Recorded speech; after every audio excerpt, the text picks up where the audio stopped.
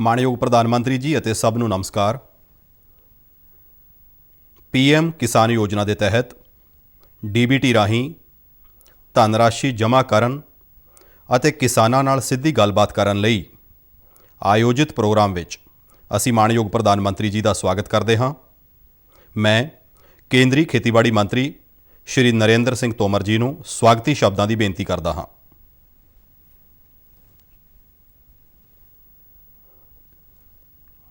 ਅੱਜ ਦੇ ਇਸ ਮੌਕੇ ਤੇ ਆਪਣੇ ਸਭ ਦਰਮਿਆਨ ਵਿਰਾਜਮਾਨ ਆਪਣੇ ਦੇਸ਼ ਦੇ ਮਾਣਯੋਗ ਪ੍ਰਧਾਨ ਮੰਤਰੀ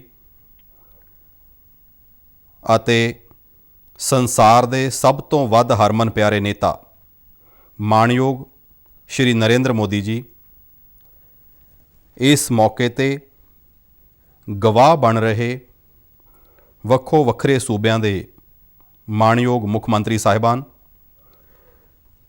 ਕੇਂਦਰੀ ਮੰਤਰੀ ਮੰਡਲ ਦੇ ਸਾਰੇ ਮੈਂਬਰ ਸਾਹਿਬਾਨ,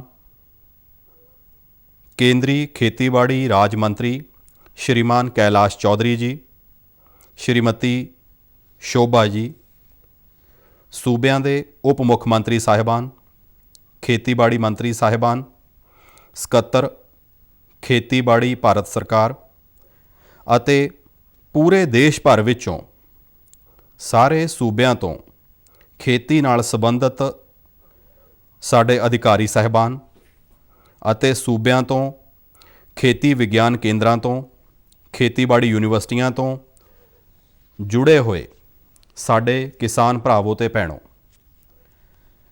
ਅੱਜ ਆਪਣੇ ਲਈ ਬਹੁਤ ਹੀ ਖੁਸ਼ੀ ਦਾ ਮੌਕਾ ਹੈ ਕਿ ਅੱਜ ਮਾਣਯੋਗ ਪ੍ਰਧਾਨ ਮੰਤਰੀ ਜੀ ਦੇ ਕਰ ਕਮਲਾਂ ਨਾਲ 9 ਕਰੋੜ 75 ਲੱਖ ਕਿਸਾਨਾਂ ਨੂੰ 19,500 ਕਰੋੜ ਰੁਪਏ ਦੀ ਕਿਸ਼ਤ PM ਕਿਸਾਨ ਯੋਜਨਾ ਦੇ ਅਧੀਨ ਹਰ ਕਿਸਾਨ ਦੇ ਖਾਤੇ ਵਿੱਚ ਜਮ੍ਹਾਂ ਕੀਤੀ ਜਾਵੇਗੀ। ਮੈਂ ਮੰਤਰਾਲੇ ਵੱਲੋਂ ਮਾਣਯੋਗ ਪ੍ਰਧਾਨ ਮੰਤਰੀ ਜੀ ਦਾ ਦਿਲੋਂ ਧੰਨਵਾਦ ਕਰਨਾ ਚਾਹੁੰਦਾ ਹਾਂ, ਕਿਉਂਕਿ ਜਦੋਂ ਵੀ ਪਿੰਡਾਂ, ਗਰੀਬਾਂ ਜਾਂ ਕਿਸਾਨਾਂ ਦੀ ਗੱਲ ਆਉਂਦੀ ਹੈ, ਪ੍ਰਧਾਨ ਮੰਤਰੀ ਜੀ ਕਿਰਪਾਪੂਰਵਕ ਮੰਤਰਾਲੇ ਨੂੰ ਸਮਾਂ ਦਿੰਦੇ ਹਨ, ਕਿਸਾਨਾਂ ਨਾਲ ਗੱਲਬਾਤ ਕਰਦੇ ਹਨ, ਉਹਨਾਂ ਨੂੰ ਪ੍ਰੋਤਸਾਹਿਤ ਕਰਨ ਦਾ ਵੀ ਕੰਮ ਕਰਦੇ ਹਨ ਅਤੇ ਆਉਣ ਵਾਲੇ ਕੱਲ੍ਹ ਵਿੱਚ ਇਹ ਖੇਤਰ ਮੋਹਰੀ ਖੇਤਰ ਬਣੇ। ਇਸ ਨਜ਼ਰ ਨਾਲ ਪ੍ਰਧਾਨ ਮੰਤਰੀ ਜੀ ਦਾ ਉਦਾਰਤਾਪੂਰਵਕ ਜੋ ਵਿਵਹਾਰ ਹੈ ਉਹ ਦੇਸ਼ ਦੀ ਤਰੱਕੀ ਦੇ ਲਈ ਮੀਲ ਦਾ ਪੱਥਰ ਹੈ ਅਤੇ ਸਾਡੇ ਸਾਰੇ ਮੰਤਰਾਲੇ ਵੱਲੋਂ ਮਾਣਯੋਗ ਪ੍ਰਧਾਨ ਮੰਤਰੀ ਜੀ ਦਾ ਦਿਲੋਂ ਬਹੁਤ ਸਵਾਗਤ ਕਰਦੇ ਹਾਂ, ਬਹੁਤ ਜੀ ਆਇਆਂ ਕਹਿੰਦੇ ਹਾਂ। ਮਾਣਯੋਗ ਪ੍ਰਧਾਨ ਮੰਤਰੀ ਜੀ ਦੀ ਹਾਜ਼ਰੀ ਕਾਰਨ ਅੱਜ ਦੇਸ਼ ਭਰ ਵਿੱਚ ਮੁੱਖ ਮੰਤਰੀ ਸਾਹਿਬਾਨ, ਖੇਤੀਬਾੜੀ ਮੰਤਰੀ ਸਾਹਿਬਾਨ, ਕੇਂਦਰੀ ਮੰਤਰੀ ਸਾਹਿਬਾਨ ਅਤੇ ਕਿਸਾਨ ਭਰਾ ਤੇ ਭੈਣਾਂ 7 ਕਰੋੜ ਤੋਂ ਵੱਧ ਗਿਣਤੀ ਵਿੱਚ ਇਸ ਪ੍ਰੋਗਰਾਮ ਨਾਲ ਜੁੜੇ ਹੋਏ ਨੇ। ਉਹਨਾਂ ਸਭ ਦਾ ਵੀ ਮੈਂ ਇਸ ਮੌਕੇ ਦਿਲੋਂ ਬਹੁਤ ਸਵਾਗਤ ਕਰਦਾ ਹਾਂ, ਬਹੁਤ ਜੀ ਆਇਆਂ ਕਹਿੰਦਾ ਹਾਂ। ਅੱਜ 9 ਅਗਸਤ ਹੈ ਅਤੇ ਪ੍ਰਧਾਨ ਮੰਤਰੀ ਜੀ ਨੇ 9 ਅਗਸਤ ਦਾ ਸਮਾਂ ਦੇਸ਼ ਦੇ ਕਿਸਾਨਾਂ ਲਈ ਦਿੱਤਾ ਹੈ, ਪਰ ਇਹ ਤਾਰੀਖ ਦੇਸ਼ ਦੇ ਇਤਿਹਾਸ ਵਿੱਚ ਬਹੁਤ ਹੀ ਮਹੱਤਵਪੂਰਨ ਥਾਂ ਰੱਖਦੀ ਹੈ। ਅੱਜ ਦੇ ਹੀ ਦਿਨ ਭਾਰਤ ਛੱਡੋ ਅੰਦੋਲਨ ਦੀ ਸ਼ੁਰੂਆਤ ਹੋਈ ਸੀ। ਇਸ ਅੰਦੋਲਨ ਦੇ ਨਤੀਜੇ ਵਜੋਂ ਆਪਣੇ तमाम ਸੁਤੰਤਰਤਾ ਸੈਨਾਨੀਆਂ ਦੇ ਤਿਆਗ, ਤਪੱਸਿਆ ਅਤੇ ਬਲੀਦਾਨ ਦੇ ਨਤੀਜੇ ਵਜੋਂ ਆਪਣਾ ਦੇਸ਼ ਆਜ਼ਾਦ ਹੋਇਆ ਹੈ। ਇਸ ਮੌਕੇ ਤੇ ਮੈਂ ਸਾਰੇ ਹਾਜ਼ਰ ਕਿਸਾਨ ਭਰਾਵਾਂ ਭੈਣਾਂ ਦੀ ਤਰਫੋਂ ਸਾਰੇ ਸੁਤੰਤਰਤਾ ਸੈਨਾਨੀਆਂ ਦੇ ਚਰਨਾਂ ਵਿੱਚ ਸ਼ਰਧਾਂਜਲੀ ਪੇਸ਼ ਕਰਦਾ ਹਾਂ।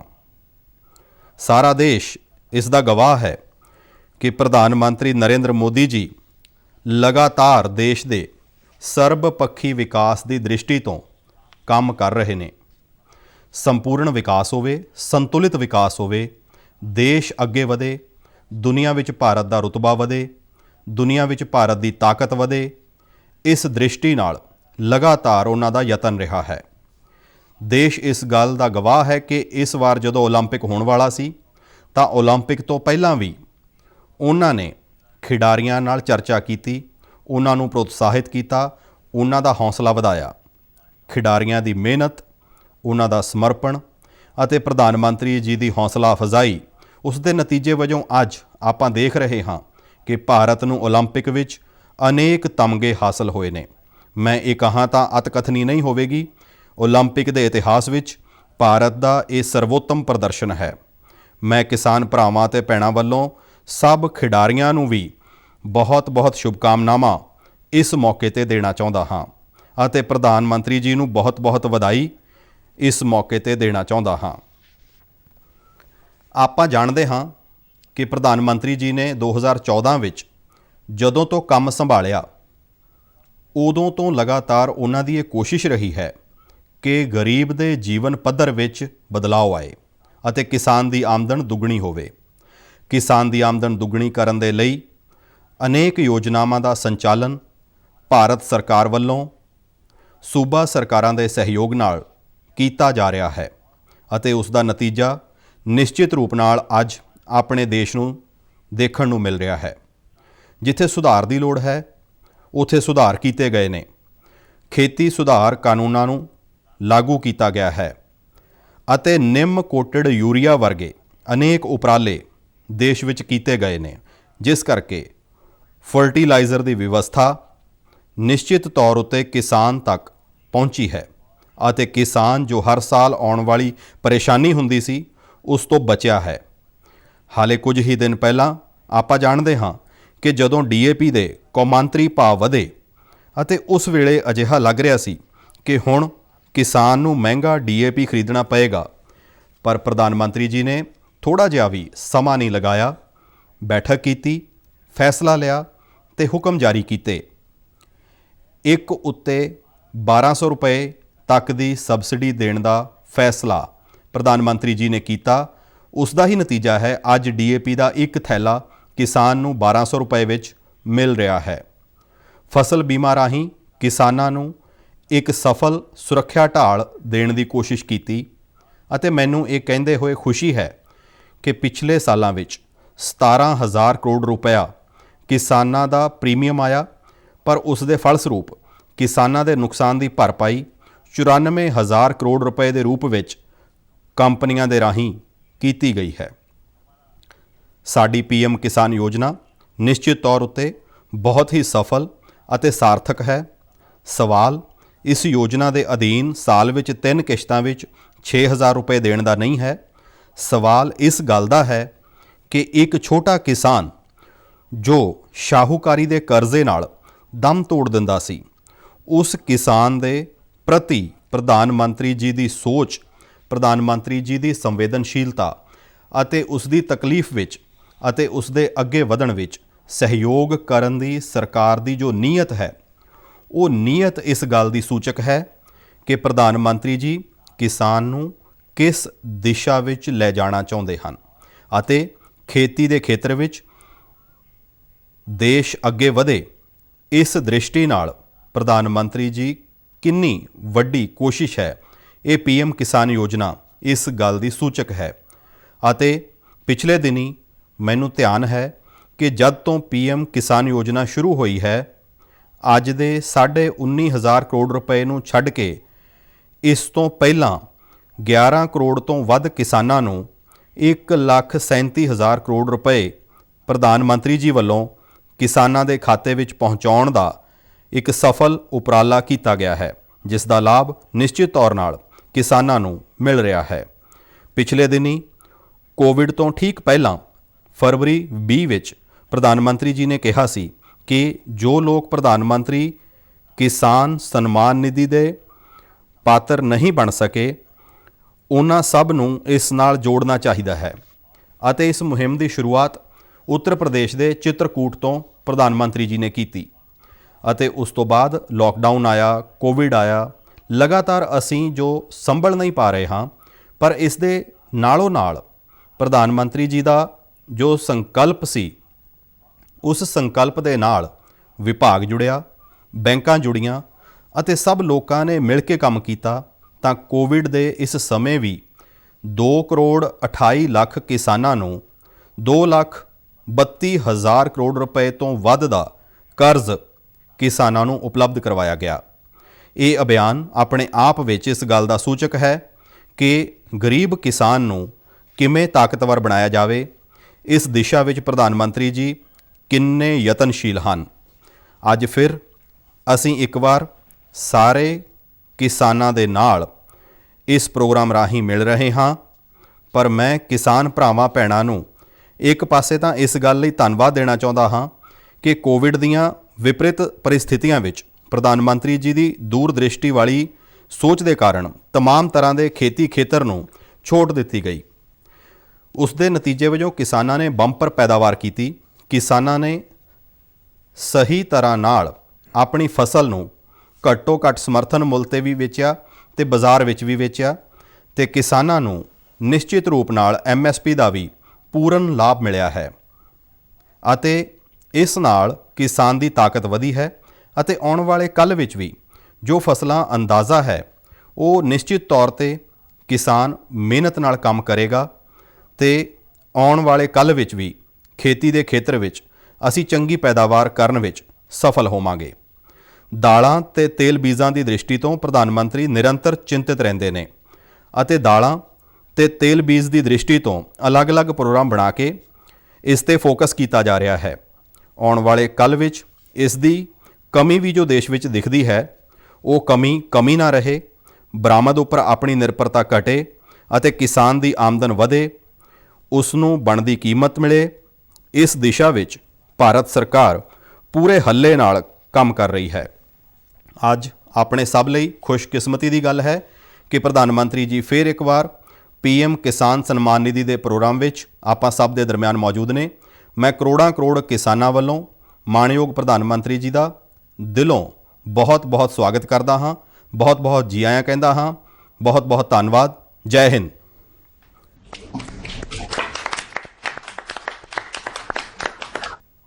ਮਾਣਯੋਗ ਖੇਤੀਬਾੜੀ ਤੇ ਕਿਸਾਨ ਭਲਾਈ ਮੰਤਰੀ ਜੀ ਦਾ ਧੰਨਵਾਦ।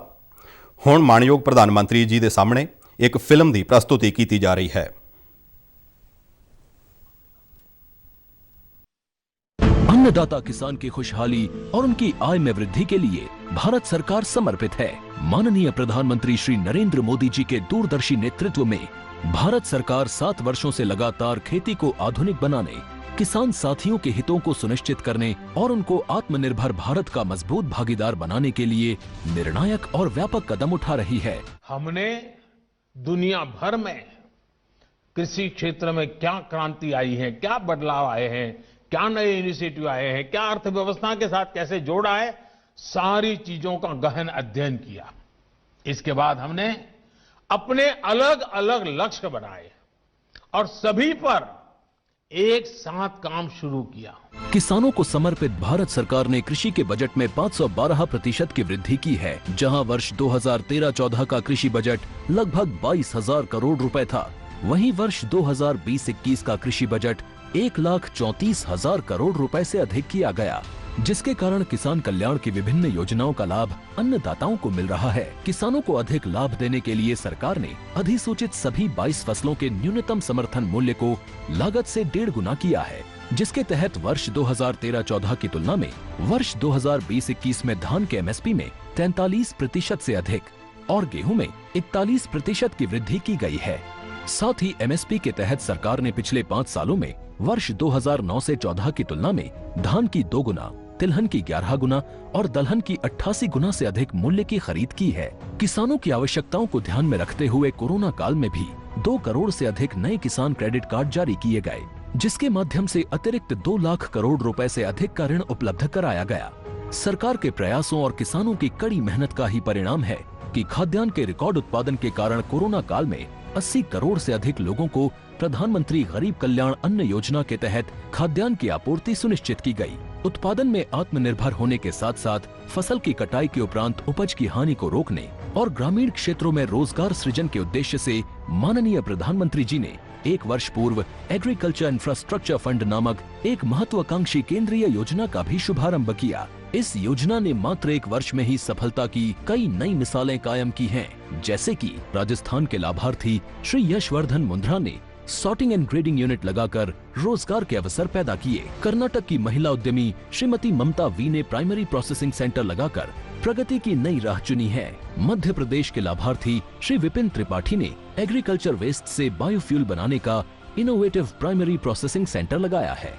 किसानों को आत्मनिर्भर बनाने के निरंतर प्रयासों में प्रधानमंत्री किसान सम्मान निधि योजना का महत्वपूर्ण योगदान है, जिसकी शुरुआत 24 फरवरी 2019 को माननीय प्रधानमंत्री श्री नरेंद्र मोदी जी के द्वारा की गई। पीएम किसान योजना का पूरा खर्च भारत सरकार वहन करती है, जिसके तहत लाभार्थी किसानों को प्रतिवर्ष 6,000 रुपए की सम्मान राशि 2,000 रुपए की 3 समान किश्तों में सीधे उनके बैंक खातों में हस्तांतरित की जाती है।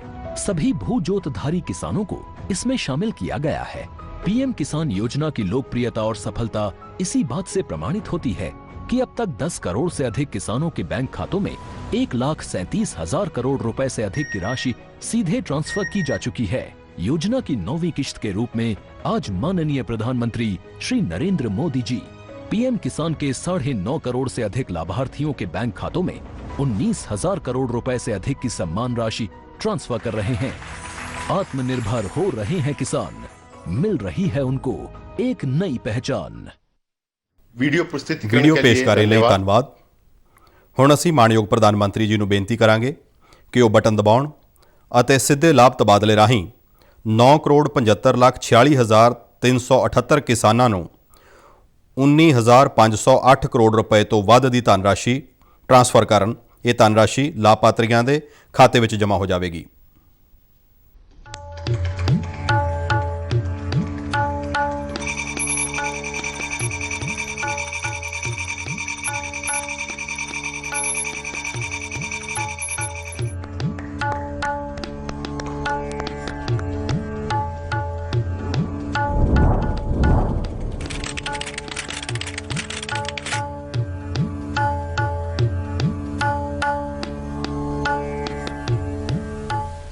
प्रधानमंत्री जी का बहुत बहुत धन्यवाद।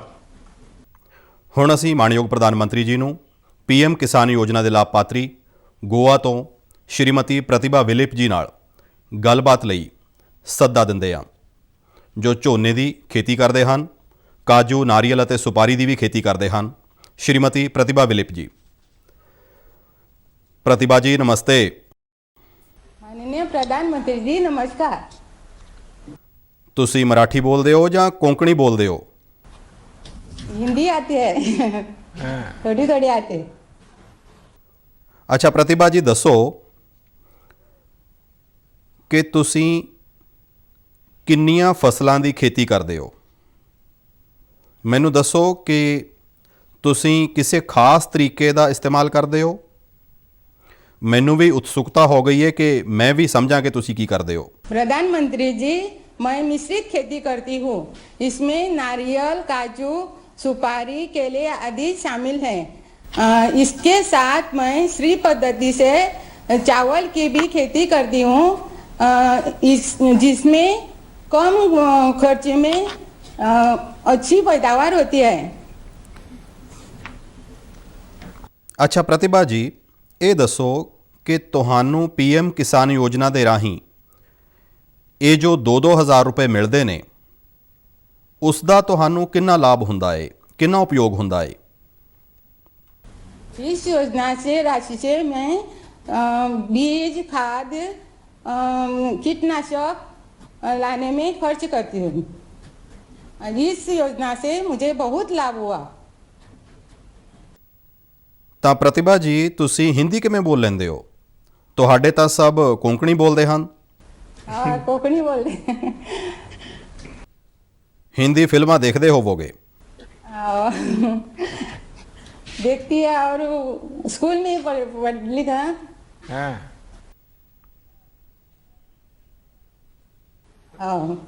और बच्चों को भी पढ़ाते हैं। ਅੱਛਾ ਬੱਚਿਆਂ ਨੂੰ ਵੀ ਪੜਾਉਂਦੇ ਹੋ? हाँ बच्चों को।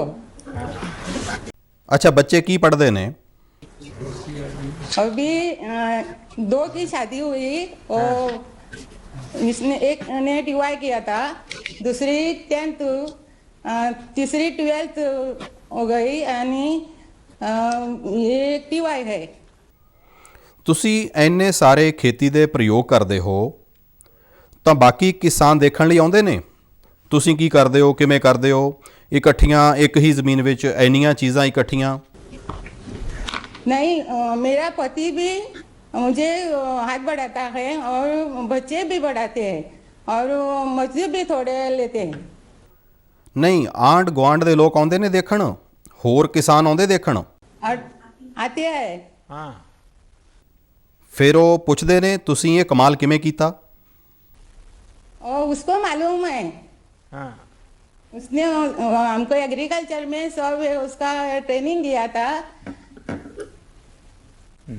अब सब लोग ऐसी श्री पद्धति में करते हैं।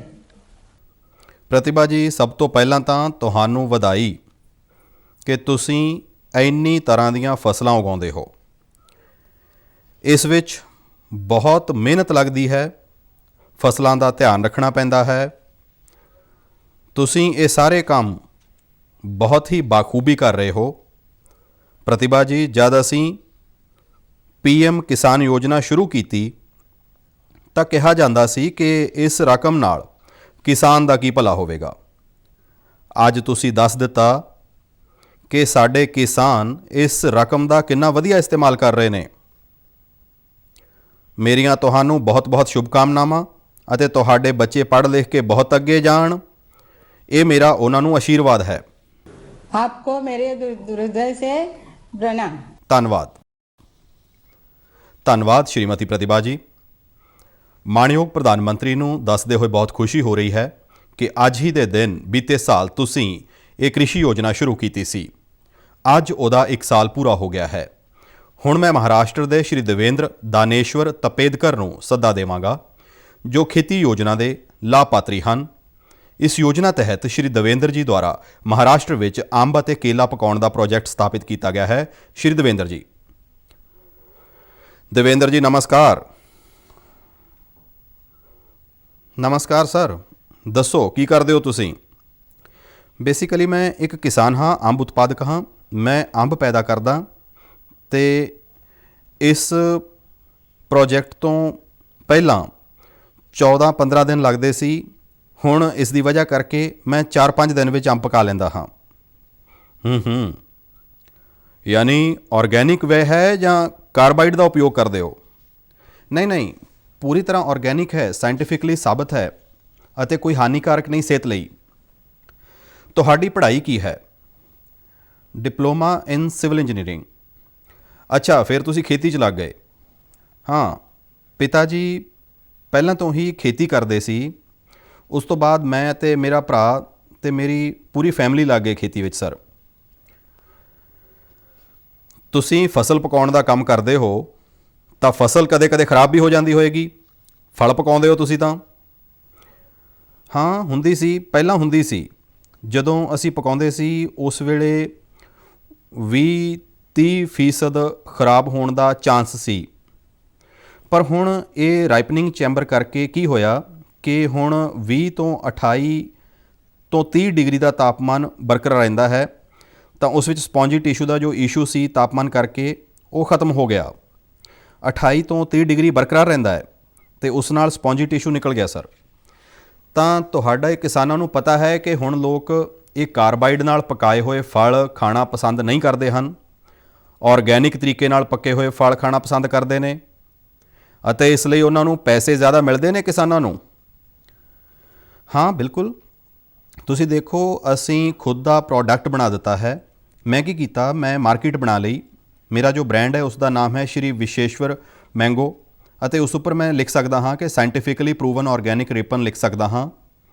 ਜੋ ਅੰਬ ਇਸ ਰਾਈਪਨਿੰਗ ਚੈਂਬਰ ਵਿੱਚ ਪਕਾਉਂਦੇ ਹਾਂ ਉਹ ਇੱਕਦਮ ਵਧੀਆ ਕੁਆਲਿਟੀ ਦਾ ਨਿਕਲਦਾ ਹੈ। ਤਾਂ ਉਸ ਵਿੱਚ ਜੋ ਜ਼ਹਿਰ ਹੁੰਦਾ ਹੈ ਕਾਰਬਾਈਡ ਕਰਕੇ ਉਹ ਨਹੀਂ ਹੁੰਦਾ।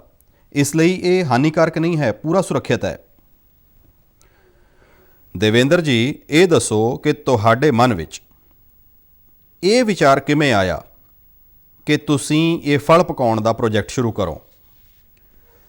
ਸਰ ਇਹ ਜੋ ਪ੍ਰੋਬਲਮ ਆਈ ਸੀ ਕੋਵਿਡ ਦੀ, ਕੋਵਿਡ ਕਰਕੇ ਮੰਡੀਆਂ ਬੰਦ ਹੋ ਗਈਆਂ, ਤਾਂ ਹੁਣ ਕਰਦੇ ਕੀ? ਖੇਤੀਬਾੜੀ ਵਿਭਾਗ ਨੇ ਰਤਨਾਗਿਰੀ ਵਿੱਚ ਬਹੁਤ ਵਧੀਆ ਕੰਮ ਕੀਤਾ। ਉਹਨਾਂ ਨੇ ਕਿਸਾਨਾਂ ਦੇ ਫੋਨ ਨੰਬਰ ਵੰਡੇ ਹਾਊਸਿੰਗ ਸੁਸਾਇਟੀਆਂ ਵਿੱਚ। ਉਸ ਕਰਕੇ ਹਾਊਸਿੰਗ ਸੁਸਾਇਟੀਆਂ ਵੱਲੋਂ ਸਾਨੂੰ ਫੋਨ ਆਉਣੇ ਸ਼ੁਰੂ ਹੋ ਗਏ ਕਿ ਸਾਨੂੰ ਅੰਬ ਚਾਹੀਦੇ ਨੇ, ਪਰ ਉਹਨਾਂ ਨੂੰ ਪੱਕੇ ਹੋਏ ਅੰਬ ਹੀ ਚਾਹੀਦੇ ਸੀ। ਉਸ ਵੇਲੇ ਮੇਰੇ ਕੋਲ ਰਾਈਪਨਿੰਗ ਚੈਂਬਰ ਨਹੀਂ ਸੀ, ਤਾਂ ਮੈਂ ਦੂਸਰੀ ਜਗ੍ਹਾ ਜਾਂਦਾ ਸੀ ਪਕਾਉਣ ਲਈ, ਤਾਂ ਉਸ ਵਿੱਚ 10-15 ਦਿਨ ਲੱਗ ਜਾਂਦੇ ਸਨ, ਤਾਂ ਮੈਨੂੰ ਟਾਈਮ ਕੰਜ਼ਿਊਮਿੰਗ ਲੱਗ ਰਿਹਾ ਸੀ।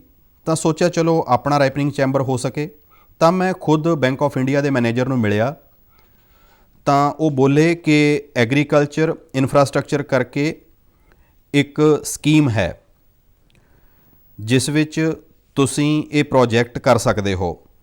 ਤਾਂ ਮੈਂ ਉਹ ਪ੍ਰੋਜੈਕਟ ਕਰ ਸਕਿਆ ਅਤੇ ਮੈਨੂੰ ਫਾਇਦਾ ਵੀ ਹੋ ਗਿਆ। ਅੱਛਾ, ਤੁਸੀਂ ਕਿੰਨਾ ਲੋਨ ਲਿਆ ਸੀ? ਲੋਨ ਲੈਣ ਵਿੱਚ ਕੋਈ ਦਿੱਕਤ ਤਾਂ ਨਹੀਂ ਆਈ? ਵਿੱਚ ਕੋਈ ਵਿਚੋਲਾ ਜਾਂ ਕੱਟ ਮਨੀ ਮਾਰ ਤਾਂ ਨਹੀਂ ਗਿਆ? ਨਹੀਂ, ਬਿਲਕੁਲ ਨਹੀਂ ਸਰ। 16 ਲੱਖ ਦਾ ਕੁੱਲ ਲੋਨ ਸੀ ਅਤੇ ਕੋਈ ਮੁਸ਼ਕਿਲ ਵੀ ਨਹੀਂ ਆਈ।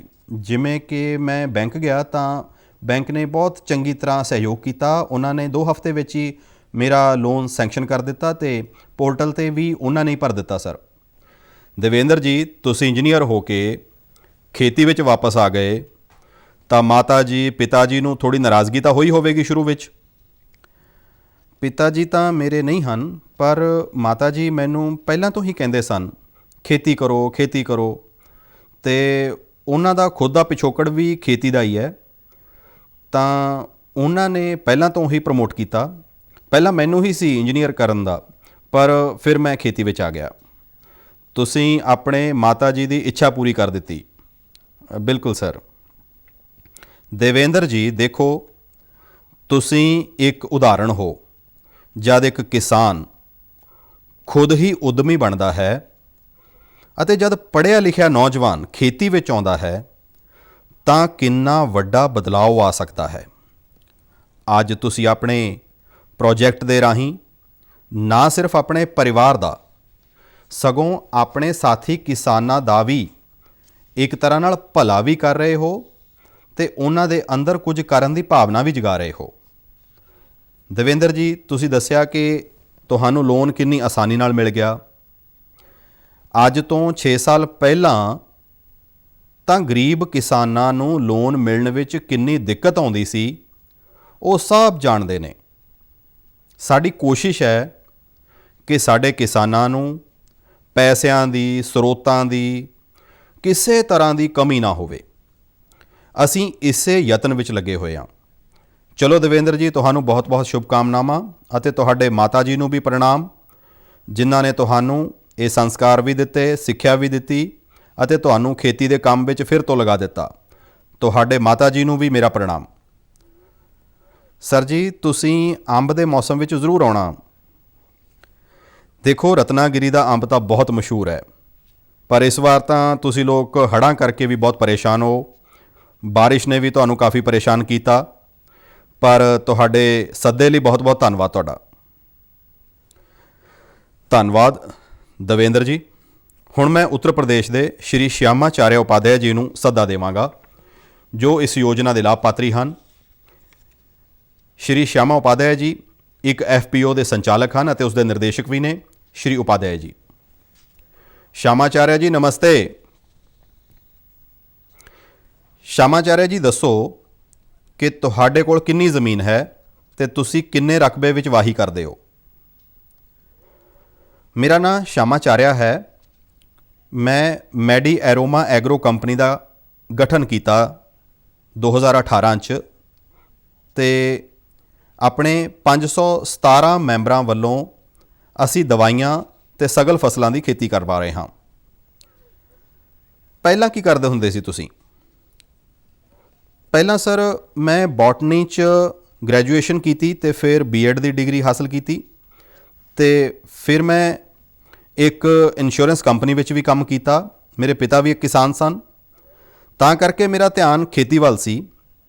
ਕਿਉਂਕਿ ਮੈਂ ਬੋਟਨੀ ਦਾ ਵਿਦਿਆਰਥੀ ਸੀ, ਤਾਂ ਕਰਕੇ ਮੇਰਾ ਧਿਆਨ ਜੜੀ ਬੂਟੀਆਂ ਵੱਲ ਵੱਧ ਸੀ।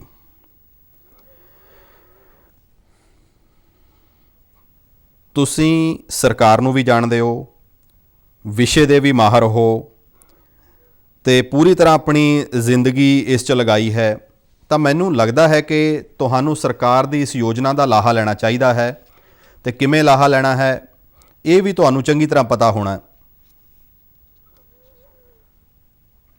ਜੀ ਸਰ, ਫਿਲਹਾਲ ਐਗਰੀਕਲਚਰ ਫੰਡ ਨਾਲ ਸਾਡੇ ਇਲਾਕੇ 'ਚ ਸ਼ਿਵਾਂਚਲ ਆਈਸ ਐਂਡ ਚਿਲਿੰਗ ਪਲਾਂਟ ਲੱਗਿਆ ਹੋਇਆ ਹੈ। ਤਾਂ ਅਸੀਂ ਇੱਥੇ ਆਪਣੀਆਂ ਫਸਲਾਂ, ਸਬਜ਼ੀਆਂ, ਫਲ ਆਦਿ ਰੱਖਦੇ ਹਾਂ। ਜਦੋਂ ਮੁੱਲ ਘੱਟ ਹੁੰਦਾ ਹੈ ਤੇ ਜਦੋਂ ਹੀ ਮੁੱਲ ਵੱਧਦਾ ਹੈ ਤਾਂ ਅਸੀਂ ਇੱਥੋਂ ਚੀਜ਼ਾਂ ਕੱਢ ਕੇ ਵੇਚ ਦਿੰਦੇ ਹਾਂ, ਜਿਸ ਨਾਲ ਕਿ ਸਾਡੇ ਮੈਂਬਰਾਂ ਨੂੰ ਫਾਇਦਾ ਮਿਲਦਾ ਹੈ ਤੇ ਇਸ ਦੀ ਕੁਆਲਿਟੀ ਵੀ ਬਣੀ ਰਹਿੰਦੀ ਹੈ। ਅੱਛਾ ਉਪਾਧਿਆਇ ਜੀ, ਇਹ ਦੱਸੋ ਕਿ ਪਹਿਲਾਂ ਜਦੋਂ ਤੁਸੀਂ ਇਕੱਲੇ ਬਾਜ਼ਾਰ 'ਚ ਫਸਲ ਵੇਚਦੇ ਸੀ ਤੇ ਹੁਣ ਜਦ FPO ਬਣਾ ਕੇ ਫਸਲ ਵੇਚਦੇ ਹੋ ਤਾਂ ਤੁਹਾਨੂੰ ਤਾਂ ਇਹ ਫ਼ਰਕ ਮਹਿਸੂਸ ਹੁੰਦਾ ਹੋਣਾ ਹੈ, ਪਰ ਬਾਕੀ ਕਿਸਾਨ ਜੋ ਤੁਹਾਡੇ ਨਾਲ ਜੁੜੇ ਹਨ ਉਹ ਕੀ ਫ਼ਰਕ ਮਹਿਸੂਸ ਕਰਦੇ ਹਨ? ਜੀ ਸਰ, ਸਾਡੇ ਸਾਰੇ ਮੈਂਬਰ, ਉਹਨਾਂ ਕੋਲ ਲਗਭਗ 280 ਏਕੜ ਜ਼ਮੀਨ ਹੈ। ਤਾਂ ਸਾਡਾ ਉਦੇਸ਼ ਇਹ ਹੈ ਕਿ ਸਾਡੇ ਮੈਂਬਰ ਕਿਸਾਨ ਉਹ ਰਵਾਇਤੀ ਫਸਲਾਂ ਦੇ ਨਾਲ ਨਵੀਆਂ ਫਸਲਾਂ ਕਰਨ, ਉਹਨਾਂ ਦੀ ਵੈਲਿਊ ਐਡੀਸ਼ਨ ਕਰਨ ਤੇ ਮਾਰਕੀਟ 'ਚ ਚੰਗਾ ਮੁੱਲ ਪ੍ਰਾਪਤ ਕਰਨ ਤੇ ਇਨਕਮ ਚੰਗੀ ਹੁੰਦੀ ਹੈ। ਕਿੰਨਾ ਫਰਕ ਆਇਆ ਹੋਵੇਗਾ? ਪਹਿਲਾਂ ਜੇ 100 ਰੁਪਏ ਮਿਲਦੇ ਸੀ ਤਾਂ ਹੁਣ ਕਿੰਨੇ ਮਿਲਦੇ ਹੋਣਗੇ? ਪਹਿਲਾਂ ਮੰਨੋ ਅਗਰ 100 ਰੁਪਏ ਮਿਲਦੇ ਸੀ ਤਾਂ ਅੱਜ 100 ਦੇ ਬਦਲੇ ਕਿੰਨਾ ਮਿਲਦਾ ਹੋਵੇਗਾ? ਪਹਿਲਾਂ ਸਰ ਕਾਫੀ ਅੱਛਾ ਹੋ ਰਿਹਾ ਸਰ ਇਸ ਸਮੇਂ, ਕਿਉਂਕਿ ਇੱਕ ਤਾਂ ਐਗਰੀਕਲਚਰ ਇਨਫਰਾਸਟ੍ਰਕਚਰ ਨਾਲ ਇਹ ਆਈਸ ਐਂਡ ਚਿਲਿੰਗ ਪਲਾਂਟ ਬਣਿਆ, ਇਸ ਨਾਲ ਸਾਡੀ ਤਰੱਕੀ ਹੋਈ ਤੇ ਜਿਵੇਂ ਮੁੱਲ ਵੱਧਦਾ ਅਸੀਂ ਮਾਰਕੀਟ 'ਚ ਵੇਚ ਦਿੰਦੇ ਹਾਂ, ਇਸ ਨਾਲ ਸਾਨੂੰ ਕਾਫੀ ਫਾਇਦਾ ਹੋਇਆ। ਉਪਾਧਿਆਇ ਜੀ, ਜਿਵੇਂ ਕਿ ਤੁਹਾਡੇ ਖਿੱਤੇ 'ਚ ਜੋ ਆਈਸ ਐਂਡ ਚਿਲਿੰਗ ਪਲਾਂਟ ਹੈ ਉਸ ਦਾ ਹੋਰ ਲਾਹਾ ਤੁਸੀਂ ਕਿਵੇਂ ਲੈ ਸਕਦੇ ਹੋ?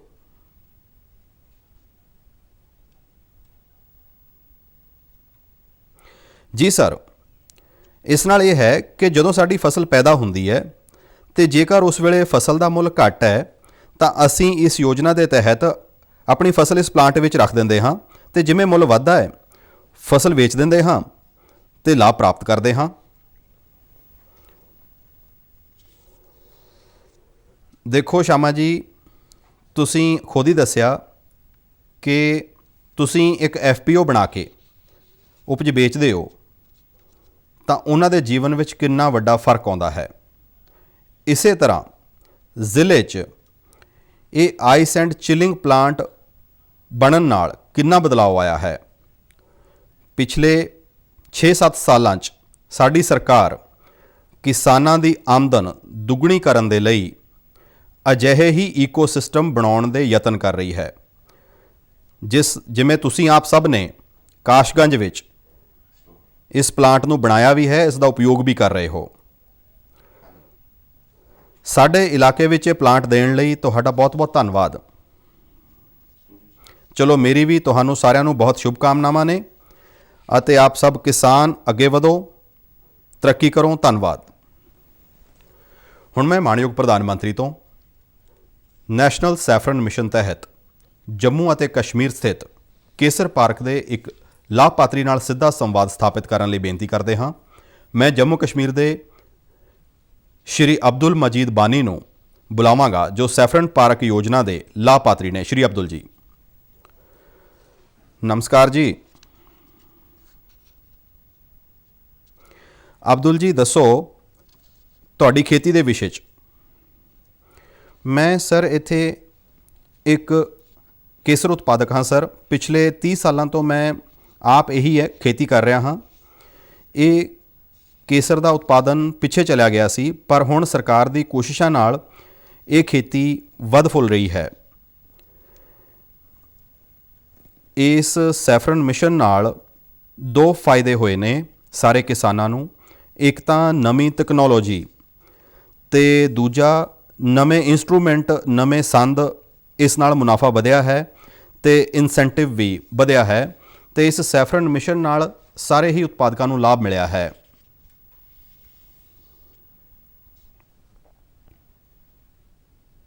ਅਬਦੁਲ ਜੀ, ਤੁਹਾਡੀ ਜ਼ਮੀਨ ਕਿੰਨੀ ਹੈ? ਹੈ ਸਰ, ਜ਼ਮੀਨ ਬਹੁਤ ਹੈ ਸਰ, 30-40 ਕਨਾਲਾਂ ਵਿੱਚ ਕੱਲਾ ਕੇਸਰ ਹੀ ਬੀਜਿਆ ਸੀ। ਅੱਛਾ, ਪਹਿਲਾਂ ਨਾਲੋਂ ਕਮਾਈ 'ਚ ਕੀ ਫਰਕ ਪਿਆ ਹੈ? ਪਹਿਲਾਂ ਸਰ ਕੁਝ ਨਹੀਂ ਸਰ, ਇੱਥੇ ਲੋਕਲ ਮਾਰਕੀਟ 'ਚ ਵਿਕਦਾ ਸੀ ਸਾਰਾ ਹੀ ਮਾਲ ਲਗਭਗ 1 ਲੱਖ ਰੁਪਏ ਵਿੱਚ, ਪਰ ਜਦੋਂ ਤੋਂ ਇਹ ਪਾਰਕ ਬਣਿਆ ਹੈ ਆਮਦਨ ਦੁੱਗਣੀ ਹੋ ਗਈ ਹੈ। ਲਗਭਗ 2,25,000 ਜਾਂ 30,000 ਰੁਪਏ ਮਿਲਦੇ ਨੇ ਹੁਣ ਫਸਲ ਦੇ।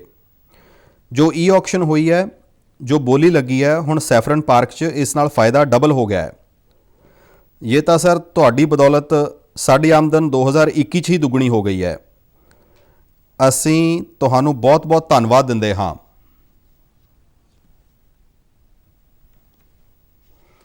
ਅੱਛਾ ਅਬਦੁਲ ਜੀ, ਤੁਹਾਨੂੰ ਕਿਸ ਯੋਜਨਾ ਦਾ ਵੱਧ ਲਾਭ ਮਿਲਿਆ ਤੇ ਤੁਹਾਡੇ ਜੀਵਨ 'ਚ ਕੀ ਬਦਲਾਅ ਆਇਆ? ਇੱਕ ਸੈਫਰਨ ਮਿਸ਼ਨ ਤਹਿਤ ਤੇ ਦੂਜਾ ਜੋ GI ਟੈਗ ਸਾਨੂੰ ਮਿਲਿਆ, ਇਸ ਨਾਲ ਕਸ਼ਮੀਰੀ ਕੇਸਰ ਨੂੰ ਇੱਕ ਪਛਾਣ ਮਿਲ ਗਈ। ਸਾਨੂੰ ਪਹਿਲਾਂ ਮਾਰਕੀਟ 'ਚ ਕੁਝ ਨਹੀਂ ਸੀ ਮਿਲਦਾ, ਪਰ ਸੈਫਰਨ ਪਾਰਕ ਨਾਲ ਸਾਨੂੰ ਮਾਰਕੀਟ 'ਚ ਦੁੱਗਣੀ ਕੀਮਤ ਮਿਲਣ ਲੱਗੀ ਹੈ। ਚਲੋ ਅਬਦੁਲ ਜੀ, ਤੁਸੀਂ ਦੱਸਿਆ ਕਿ ਤੁਹਾਨੂੰ ਬਹੁਤ ਫਾਇਦਾ ਹੋਇਆ। ਜੋ ਆਮਦਨ 2022 'ਚ ਦੁੱਗਣੀ ਹੋਣੀ ਸੀ ਉਹ 2021 'ਚ ਹੀ ਡਬਲ ਹੋ ਗਈ ਤੇ ਤੁਸੀਂ 1 ਹੈਕਟੇਅਰ 'ਚ ਜ਼ਿਆਦਾ ਗੁਣਵੱਤਾ ਵਾਲੀ ਫਸਲ ਬੀਜਣ ਲੱਗ ਪਏ ਹੋ।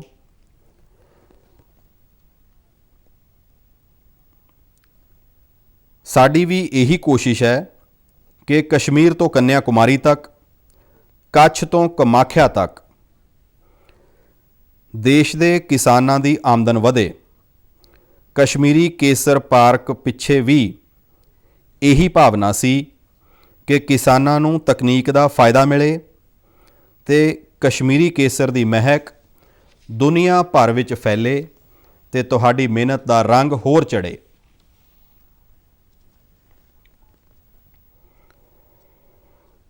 ਸਰ, ਸਰਕਾਰੀ ਮਦਦ ਨਾਲ ਹੀ ਇਹ ਉਦਯੋਗ ਤੇ ਇਹ ਖੇਤੀ ਕਾਮਯਾਬ ਹੋ ਸਕੀ ਹੈ। ਮੈਂ ਤੁਹਾਡਾ ਸ਼ੁਕਰਗੁਜ਼ਾਰ ਹਾਂ। ਅਸੀਂ ਇਹ ਸਭ ਮਿਲ ਕੇ ਕਰਾਂਗੇ ਤੇ ਪੂਰੀ ਦੁਨੀਆ 'ਚ ਕੇਸਰ ਦਾ ਰੰਗ ਤੇ ਇਸ ਦੀ ਮਹਿਕ ਮਿਲ ਕੇ ਪਹੁੰਚਾਵਾਂਗੇ। ਬਹੁਤ ਬਹੁਤ ਧੰਨਵਾਦ। ਮੁਬਾਰਕ ਸਰ, ਮੁਬਾਰਕ। ਹੁਣ ਮਾਣਯੋਗ ਪ੍ਰਧਾਨ ਮੰਤਰੀ ਬਾਗਬਾਨੀ ਯੋਜਨਾ ਦੇ ਤਹਿਤ ਉੱਤਰਾਖੰਡ ਸਥਿਤ ਇੱਕ ਲਾਭਪਾਤਰੀ ਨਾਲ ਗੱਲਬਾਤ ਕਰਨਗੇ ਤੇ ਮੈਂ ਉੱਤਰਾਖੰਡ ਦੇ ਟੀਰੀ ਗੜਵਾਲ ਜ਼ਿਲ੍ਹੇ ਦੇ ਸ਼੍ਰੀ ਸੁਸ਼ਾਂਤ ਉਨਿਆਲ ਜੀ ਨੂੰ ਸੱਦਾ ਦੇਣਾ ਚਾਹਾਂਗਾ, ਜੋ ਢੀਂਗਰੀ ਖੁੰਬਾਂ ਪੈਦਾ ਕਰਦੇ ਹਨ। ਸ਼੍ਰੀ ਸੁਸ਼ਾਂਤ ਜੀ। ਸੁਸ਼ਾਂਤ ਜੀ ਨਮਸਤੇ। ਸਰ ਨਮਸਕਾਰ। ਸੁਸ਼ਾਂਤ ਜੀ, ਸਾਨੂੰ ਪਤਾ ਲੱਗਾ ਹੈ ਕਿ ਤੁਸੀਂ ਦਿੱਲੀ ਦੀ ਪ੍ਰਾਈਵੇਟ ਕੰਪਨੀ 'ਚ ਕੰਮ ਕਰਦੇ ਸੀ ਤੇ ਫਿਰ ਸਭ ਕੁਝ ਛੱਡ ਛਡਾ ਕੇ ਤੁਸੀਂ ਮੁੜ ਪਹਾੜਾਂ 'ਚ ਆ ਗਏ ਤੇ ਖੇਤੀ ਕਰਨ ਦਾ ਇਹ ਵਿਚਾਰ ਕਿਵੇਂ ਆਇਆ? ਸਰ, ਇਸ ਦਾ ਸਭ ਤੋਂ ਵੱਡਾ ਕਾਰਨ ਤਾਂ ਤੁਸੀਂ ਆਪ ਹੀ ਰਹੇ ਹੋ ਸਰ। ਤੁਸੀਂ ਜਦੋਂ ਪਿਛਲੇ ਗੇੜੇ ਉੱਤਰਾਖੰਡ ਆਏ ਸੀ ਤਾਂ ਤੁਸੀਂ ਕਿਹਾ ਸੀ ਕਿ ਉੱਤਰਾਖੰਡ ਦਾ ਪਾਣੀ ਤੇ ਉੱਤਰਾਖੰਡ ਦੀ ਜਵਾਨੀ ਖੁਦ ਉੱਤਰਾਖੰਡ ਦੇ ਕੰਮ ਨਹੀਂ ਆਉਂਦੀ। ਤਾਂ ਸਰ ਉਹ ਇੱਕ ਗੱਲ ਸਾਡੇ ਦਿਲ ਨੂੰ ਲੱਗ ਗਈ ਅਤੇ ਅਸੀਂ ਜਦੋਂ ਪੜ੍ਹ ਲਿਖ ਜਾਂਦੇ ਹਾਂ ਤਾਂ ਅਸੀਂ ਉੱਥੋਂ ਦੂਰ ਚਲੇ ਜਾਂਦੇ ਹਾਂ। ਪਹਾੜਾਂ ਦੀ ਜੋ ਸਭ ਤੋਂ ਵੱਡੀ ਸਮੱਸਿਆ ਹੈ ਉਹ ਹੈ ਆਪਣਾ ਸੂਬਾ ਛੱਡ ਕੇ ਜਾਣ ਦੀ। ਤੇ ਇਹੀ ਵੇਖ ਕੇ ਮੈਂ ਮੁੜ ਪਹਾੜਾਂ ਵੱਲ ਆਇਆ ਤੇ ਸੋਚਿਆ ਕਿ ਜੇਕਰ ਨੌਜਵਾਨ ਵਾਪਸ ਆਉਣਗੇ ਤਾਂ ਬਾਕੀ ਸਾਰੇ ਲੋਕ ਵੀ ਮੁੜ ਪਹਾੜੀ ਸੂਬਿਆਂ ਵੱਲ ਆਉਣਗੇ।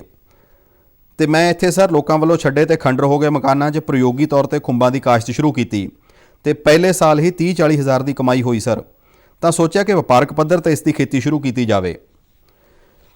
ਮੈਂ ਬਾਗਬਾਨੀ ਅਫਸਰ ਨੂੰ ਮਿਲਿਆ ਤੇ ਉਹਨਾਂ ਨੇ ਮੈਨੂੰ ਦੱਸਿਆ ਕਿ ਇਸ ਤਹਿਤ ਇੱਕ ਸਕੀਮ ਹੈ MIDH ਦੀ, ਤੇ ਨਾਲ ਹੀ ਉਹਨਾਂ ਨੇ ਦੱਸਿਆ ਕਿ ਤੁਹਾਨੂੰ ਹਿਮਾਚਲ ਦੇ ਸੋਲਨ ਸਥਿਤ ਖੁੰਬ ਖੋਜ ਕੇਂਦਰ ਤੋਂ 10 ਦਿਨ ਦੀ ਟ੍ਰੇਨਿੰਗ ਲੈਣੀ ਪੈਣੀ ਹੈ ਤੇ ਉੱਥੋਂ ਟ੍ਰੇਨਿੰਗ ਲੈਣ ਤੋਂ ਬਾਅਦ ਲਗਭਗ 28.68 ਲੱਖ ਰੁਪਏ ਦੀ ਪ੍ਰੋਜੈਕਟ ਰਿਪੋਰਟ ਮੈਂ ਬਾਗਬਾਨੀ ਵਿਭਾਗ ਨੂੰ ਸੌਂਪੀ, ਜਿਸ 'ਚੋਂ ਮੈਨੂੰ MIDH ਸਕੀਮ ਤਹਿਤ 8 ਲੱਖ ਰੁਪਏ ਦੀ ਮਾਲੀ ਮਦਦ ਦਿੱਤੀ ਗਈ ਤੇ 18.68 ਲੱਖ ਰੁਪਏ ਬੈਂਕ ਵੱਲੋਂ ਲੋਨ ਦਿੱਤਾ ਗਿਆ।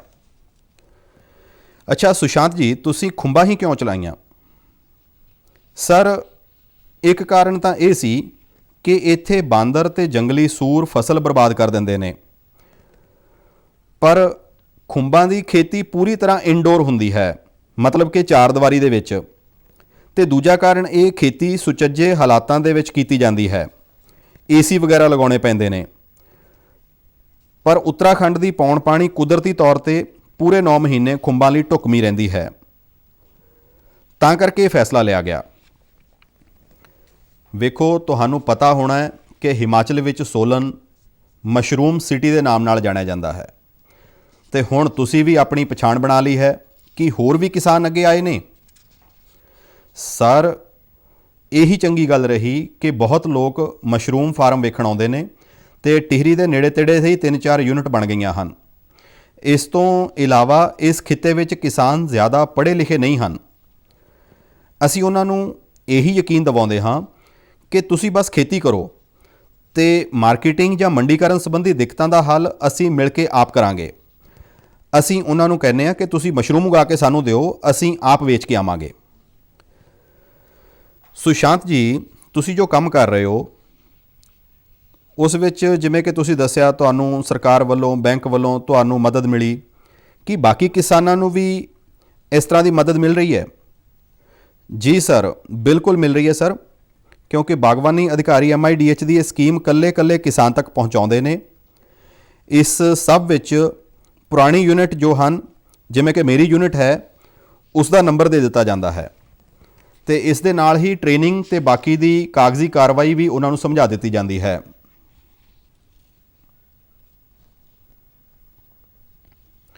ਇਹ ਤੁਹਾਡਾ ਯੂਨਿਟ ਹੈ ਕਿੱਥੇ? ਇਹ ਸਰ ਉੱਤਰਾਖੰਡ ਦੇ ਟੀਰੀ ਗੜਵਾਲ ਜ਼ਿਲ੍ਹੇ ਦੇ ਚੰਬਾ ਕੋਲ 7 ਕਿਲੋਮੀਟਰ ਅੱਗੇ ਉੱਤਰਕਾਸ਼ੀ ਰੋਡ ਤੇ ਹੈ।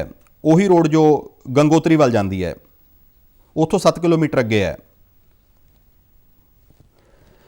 ਸੁਸ਼ਾਂਤ ਜੀ, ਬਹੁਤ ਵਧੀਆ ਲੱਗਿਆ ਸੁਣ ਕੇ ਕਿ ਦਿੱਲੀ ਵਿੱਚ ਪੜ੍ਹਾਈ ਤੇ ਨੌਕਰੀ ਕਰਨ ਤੋਂ ਬਾਅਦ ਤੁਸੀਂ ਆਪਣੇ ਪਿੰਡ ਆਏ। ਤੇ ਤੁਸੀਂ ਸਹੀ ਕਿਹਾ, ਮੈਂ ਉੱਤਰਾਖੰਡ ਜਦੋਂ ਵੀ ਆਉਂਦਾ ਹੁੰਦਾ ਸੀ ਕਹਿੰਦਾ ਹੁੰਦਾ ਸੀ ਕਿ ਪਹਾੜਾਂ ਦਾ ਪਾਣੀ ਤੇ ਪਹਾੜਾਂ ਦੀ ਜਵਾਨੀ ਪਹਾੜਾਂ ਦੇ ਕੰਮ ਨਹੀਂ ਆਉਂਦੀ। ਇਹ ਉੱਥੋਂ ਦੀ ਸਮੱਸਿਆ ਹੈ। ਅਸੀਂ ਇਸ ਗੱਲ ਨੂੰ ਉਲਟਾ ਕੇ ਵਿਖਾਉਣਾ ਹੈ ਤੇ ਤੁਸੀਂ ਇਸ ਗੱਲ ਨੂੰ ਗਲਤ ਸਾਬਤ ਕਰ ਦਿੱਤਾ ਹੈ ਤੇ ਪਹਾੜ ਦੀ ਜਵਾਨੀ ਪਹਾੜ ਦੇ ਕੰਮ ਆਉਣ ਲਾ ਦਿੱਤੀ ਹੈ, ਜੋ ਕਿ ਮੇਰੇ ਲਈ ਖੁਸ਼ੀ ਦੀ ਗੱਲ ਹੈ ਕਿ ਤੁਸੀਂ ਉੱਥੋਂ ਦੇ ਲੋਕਾਂ ਨੂੰ ਆਪਣਾ ਸੂਬਾ ਛੱਡ ਕੇ ਨਾ ਜਾਣ ਲਈ ਪ੍ਰੇਰਿਤ ਕੀਤਾ ਹੈ ਤੇ ਦਿਖਾਇਆ ਹੈ ਕਿ ਜਦੋਂ ਪੜ੍ਹਿਆ ਲਿਖਿਆ ਨੌਜਵਾਨ ਖੇਤੀ ਕਰਦਾ ਹੈ ਤਾਂ ਕਿੰਨਾ ਬਦਲਾਅ ਆਉਂਦਾ ਹੈ। ਸਾਡੀ ਸਰਕਾਰ ਦੀ ਕੋਸ਼ਿਸ਼ ਹੈ ਕਿ ਅਸੀਂ ਪਿੰਡਾਂ ਤੇ ਸ਼ਹਿਰਾਂ 'ਚ ਸੁਵਿਧਾਵਾਂ ਦੇ ਪਾੜੇ ਨੂੰ ਵੱਧ ਤੋਂ ਵੱਧ ਘਟਾਈਏ, ਤਾਂ ਕਿ ਜਿਹੜੇ ਨੌਜਵਾਨ ਆਪਣੇ ਤੇ ਆਪਣੇ ਪਿੰਡ ਲਈ ਜੋ ਕੁਝ ਵੀ ਕਰਨਾ ਚਾਹੁੰਦੇ ਹਨ ਉਹਨਾਂ ਦੀ ਹਰ ਸੰਭਵ ਮਦਦ ਕਰ ਸਕੀਏ। ਮੁਲਕ ਭਰ ਦੇ ਨੌਜਵਾਨਾਂ ਲਈ ਤੁਸੀਂ ਇੱਕ ਪ੍ਰੇਰਣਾ ਹੋ। ਤੁਹਾਨੂੰ ਬਹੁਤ-ਬਹੁਤ ਵਧਾਈ, ਬਹੁਤ-ਬਹੁਤ ਸ਼ੁਭਕਾਮਨਾਵਾਂ। ਸਰ, ਤੁਹਾਡਾ ਵੀ ਬਹੁਤ-ਬਹੁਤ ਧੰਨਵਾਦ। ਹੁਣ ਮਾਣਯੋਗ ਪ੍ਰਧਾਨ ਮੰਤਰੀ ਜੀ ਨੂੰ ਪੂਰਬੋਤਰ ਸੂਬਿਆਂ ਲਈ ਸਥਾਪਿਤ ਪ੍ਰੋਡਕਸ਼ਨ ਚੇਨ ਡਿਵੈਲਪਮੈਂਟ ਯੋਜਨਾ ਦੇ ਇੱਕ ਲਾਭਪਾਤਰੀ ਨਾਲ ਗੱਲਬਾਤ ਕਰਨ ਲਈ ਮੈਂ ਸੱਦਾ ਦੇਵਾਂਗਾ। ਮੈਂ ਮਣੀਪੁਰ ਦੀ ਸ਼੍ਰੀਮਤੀ ਥਿੰਚਾ ਗੰਗੋਟ ਨੂੰ ਸੱਦਾ ਦੇਵਾਂਗਾ ਕਿ ਉਹ ਭਾਰਤ ਸਰਕਾਰ ਵੱਲੋਂ ਚਲਾਏ ਜਾਂਦੇ ਪ੍ਰੋਡਕਸ਼ਨ ਚੇਨ ਡਿਵੈਲਪਮੈਂਟ ਪ੍ਰੋਗਰਾਮ ਬਾਰੇ ਗੱਲ ਕਰਨ। ਸ਼੍ਰੀਮਤੀ ਥਿੰਚਾ ਗੰਗੋਟ, ਨਮਸਤੇ ਜੀ। ਨਮਸਤੇ ਆਨਰੇਬਲ ਪ੍ਰਾਈਮ ਮਿਨਿਸਟਰ ਸਰ। ਕੀ ਤੁਸੀਂ ਸਾਨੂੰ ਦੱਸ ਸਕਦੇ ਹੋ ਕਿ ਤੁਸੀਂ ਕਿੰਨਾ ਪੜ੍ਹੇ ਹੋ, ਪਰਿਵਾਰ 'ਚ ਕੌਣ-ਕੌਣ ਹੈ ਤੇ ਤੁਸੀਂ ਕਿਸ ਤਰ੍ਹਾਂ ਦੀ ਖੇਤੀ ਕਰਦੇ ਹੋ? Yes sir, pineapple farmer from Bonglon village, Churchanpur district, Manipur, and I'm a mother of 2 children. I cultivate Q pineapple in 6 acres of my own land. The pineapple grown here in Manipur is very sweet and it is famous for its excellent taste and its quality, sir. ਤੁਸੀਂ ਆਪਣੀ ਅਨਾਨਾਸ ਦੀ ਫਸਲ ਕਿਵੇਂ ਵੇਚਦੇ ਹੋ? Sir, actually, our FPC Lomi Farmer Producer Company has signed an agreement with Mera Foods. Mera Foods proprietor who is sitting just next to me, Madam Supra. She is the proprietor and she is also an entrepreneur, women entrepreneur, and she is also working for the welfare of women and also for working on processing of organic pineapples. Those pineapples that we supplied to her are processed into slice, cubes in cans, and pineapple jams, pineapple candy, pineapple squash extra for exports. This increased the demand of our pineapple resulting in better prices, sir. And not only that, our FPC is also tied up with many other marketing agencies. They send our pineapple to other states, to many major cities of the country, and even to Europe, sir. ਕੀ ਤੁਹਾਨੂੰ ਸਰਕਾਰ ਵੱਲੋਂ ਵੀ ਕੋਈ ਮਾਲੀ ਮਦਦ ਮਿਲੀ ਹੈ? Sir, the assistance that we get from the government, sir, like MOVCD NER scheme. Under that MOVCD NER scheme, we get free planting materials and DBT, direct bank transfer of rupees 7,500 for 2 years to buy organic inputs. And organic certifications were also issued to the farmers and also from farmer producer company. And before that, in the year 2014-15, my farm income was only rupees 50,000 with productivity of 12 metric ton per hectare. And after joining this MOVCD scheme and with the introduction of this organic farming, our farming condition is getting much better than before. So now I can earn my farm income rises to 4 lakhs with productivity of 25 metric ton per hectare, sir. And besides this, sir, I myself is also one of the PM Kisan beneficiary. I received 2,000 each in every installment, sir. All this assistance helped my agriculture more productive and profitable, sir. ਚਲੋ ਬਹੁਤ ਬਹੁਤ ਧੰਨਵਾਦ ਤੁਹਾਡਾ। ਇਸ ਵੇਲੇ ਤਾਂ ਪੂਰਾ ਦੇਸ਼ ਮਣੀਪੁਰ ਦਾ ਫੈਨ ਹੋ ਗਿਆ ਹੈ। ਇੰਜ ਲੱਗ ਰਿਹਾ ਹੈ ਜਿਵੇਂ ਲੋਕ ਮਣੀਪੁਰ ਨੂੰ ਮੇਰਾਪੁਰ ਆਖਣ ਲੱਗੇ ਹੋਣ। ਪਹਿਲਾਂ ਓਲੰਪਿਕ ਪ੍ਰਦਰਸ਼ਨ 'ਚ ਮੀਰਾ ਬਾਈ ਚਾਨੂ ਤੇ ਹੁਣ ਤੁਸੀਂ ਤੇ ਤੁਹਾਡਾ FPO ਪੂਰੇ ਭਾਰਤ ਲਈ ਪ੍ਰੇਰਣਾ ਹੋ। ਤੁਸੀਂ ਦੱਸਿਆ ਕਿ ਤੁਹਾਡੀ ਆਮਦਨ ਵੱਧ ਗਈ ਏ। ਮੇਰਾ ਇਹੀ ਮੰਨਣਾ ਹੈ ਕਿ ਜੇਕਰ ਕਿਸਾਨ ਉਪਜ ਵਿੱਚ ਵੈਲਿਊ ਐਡੀਸ਼ਨ ਕਰਦਾ ਹੈ, ਸਪਲਾਈ ਚੇਨ ਦਾ ਹਿੱਸਾ ਬਣਦਾ ਹੈ, ਤਾਂ ਉਸ ਦੀ ਆਮਦਨ ਬਹੁਤ ਵੱਧ ਜਾਂਦੀ ਹੈ। ਤੁਸੀਂ ਇਸ ਦੀ ਇੱਕ ਬਹੁਤ ਵੱਡੀ ਉਦਾਹਰਣ ਹੋ। ਤੁਸੀਂ ਇਸੇ ਤਰ੍ਹਾਂ ਕੰਮ ਕਰਦੇ ਰਹੋ। ਸਰਕਾਰ ਵੱਲੋਂ ਤੁਹਾਨੂੰ ਪੂਰਾ ਸਹਿਯੋਗ ਮਿਲੇਗਾ। ਮਣੀਪੁਰ ਸਰਕਾਰ ਵੀ ਕਾਫੀ ਕਰ ਰਹੀ ਹੈ, ਭਾਰਤ ਸਰਕਾਰ ਵੀ ਚੰਗਾ ਕਰ ਰਹੀ ਹੈ ਅਤੇ ਇਹ ਡਬਲ ਇੰਜਨ ਦੀ ਸਰਕਾਰ ਤੁਹਾਡੇ ਭਲੇ ਲਈ ਹੈ ਅਤੇ ਵਿਕਾਸ ਲਈ ਕੰਮ ਕਰ ਰਹੀ ਹੈ। ਬਹੁਤ ਬਹੁਤ ਧੰਨਵਾਦ, ਬਹੁਤ ਬਹੁਤ ਸ਼ੁਭਕਾਮਨਾਵਾਂ।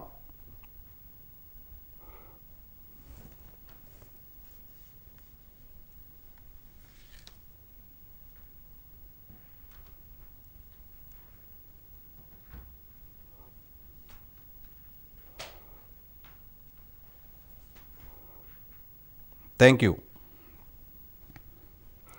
ਮਾਣਯੋਗ ਪ੍ਰਧਾਨ ਮੰਤਰੀ ਜੀ ਦੀ ਕਿਸਾਨਾਂ ਨਾਲ ਗੱਲਬਾਤ ਲਈ ਧੰਨਵਾਦ। ਹੁਣ ਅਸੀਂ ਮਾਣਯੋਗ ਪ੍ਰਧਾਨ ਮੰਤਰੀ ਜੀ ਨੂੰ ਦੇਸ਼ ਵਾਸੀਆਂ ਨੂੰ ਸੰਬੋਧਨ ਕਰਨ ਦੀ ਗੁਜ਼ਾਰਿਸ਼ ਕਰਦੇ ਹਾਂ। ਮਾਣਯੋਗ ਪ੍ਰਧਾਨ ਮੰਤਰੀ ਜੀ।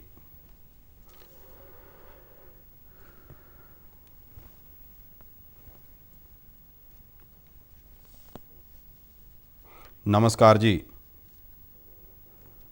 ਪਿਛਲੇ ਕਈ ਦਿਨਾਂ ਤੋਂ ਮੈਂ ਸਰਕਾਰ ਦੀਆਂ ਵੱਖ-ਵੱਖ ਯੋਜਨਾਵਾਂ ਦੇ ਲਾਭਪਾਤਰੀਆਂ ਨਾਲ ਗੱਲ ਕਰ ਰਿਹਾ ਹਾਂ।